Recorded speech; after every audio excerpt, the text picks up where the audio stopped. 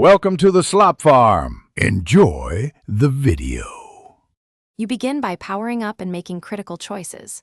Charge the battery fully and insert a Class 10 SD card, 16 GB or larger, so you won't interrupt recording. Once the LCD is open, set date and time to keep files organized, then switch to auto mode to confirm basic exposure and focus behavior. You'll notice menus display shooting icons. Use the joystick to select recording folder and format if needed. These steps get the camera ready and prevent errors later. You now control the image. Pick 1080p 60i for smoother motion or 30p for cinematic looks, depending on your subject. Once done, apply steady support or hold the camera two-handed and engage steady shot to cut blur.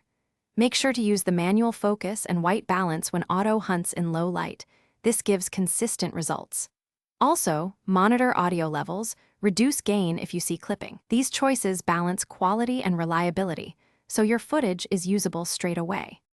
You finish by stopping recording and reviewing clips on the LCD, marking any useful takes for quick editing later. Once satisfied, transfer files via USB or use a separate card reader.